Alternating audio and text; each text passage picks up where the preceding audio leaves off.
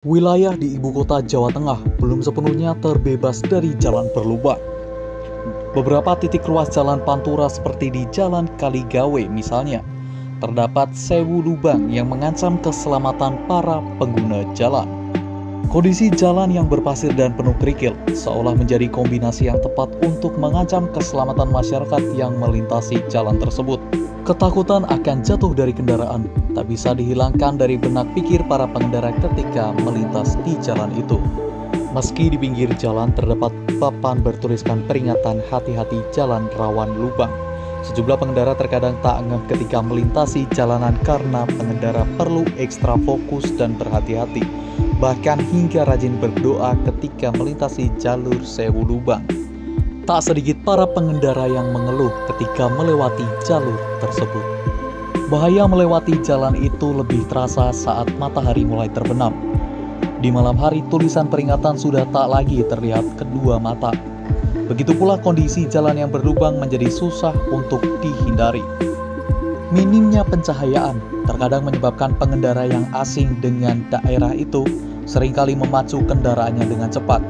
Tak sedikit pengendara yang ngebut saat melintasi jalanan berlubang. Bahkan juga ada orang yang terjatuh akibat ribuan lubang yang menganga, seperti di depan SMP Islam Sultan Agung hingga kawasan Terminal Terboyo Semarang. Kondisi jalan yang berlubang juga terkadang menyebabkan para pengemudi ojek online ataupun para pengendara motor mengeluarkan biaya ekstra untuk perawatan motornya pada bagian shockbreaker ataupun pelek dan lainnya. Sementara itu dari pantauan di lapangan, jalan yang berlubang menyebabkan adanya ketersendatan arus lalu lintas. Pasalnya para pengendara harus waspada menghindari lubang-lubang tersebut sehingga terjadi penumpukan kendaraan. Berikut wawancara dengan Arif yang mengeluhkan kondisi jalan berlubang. Kondisi jalan berlubang di Jalan Kaligawe ini seperti apa, Pak? Ya itu surutnya pas surutnya hari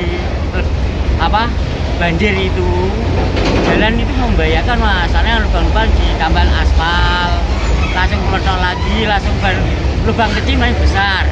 Nah, tentunya kalau pemudi sama kalau pakai sepeda motor itu membahayakan, atasnya itu ada kerikil sama pasir-pasir. Nah kalau pemudi kalau nggak tahu ngerem itu membahayakan itu depan kaki itu jeblongan, ngerem depan itu jatuh lah. Kondisi kerikil dan pasir itu buat licin ya, Pak ya? Ya licin itu sekali ya, hati-hatilah yang pakai sepeda motor kalau lewat jalan depan di Rumah Sakit Sultan Agung, harap pelan-pelan menjaga keselamatan Anda. Pernah sampai ada korban nggak sih, Pak? Ya saya pernah lihat itu satu kali toh kalau malam itu jatuh dia. Kapan itu? Kemarin malam ya? Ya kemarin malam itu jatuh jam 9:30 malam. Ya itu.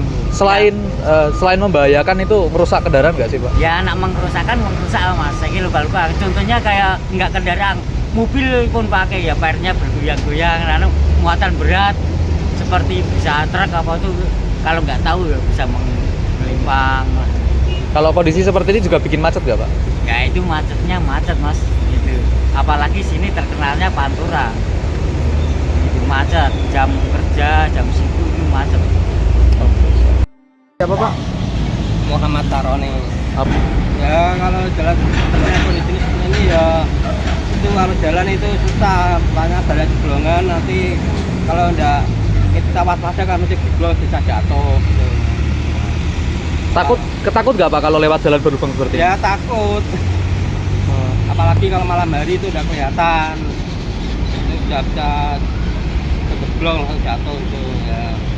Nah, kalau kita ya cepat baiki lah jalan ini. Motor ya kalau jatuh ya badannya mesti ya banyak yang luka gitu. Badannya banyak luka ya? Oke. Berkendara tidak bisa tepat, mesti harus pelan-pelan. Ini rusak kayak gini sudah dari kapan, Pak?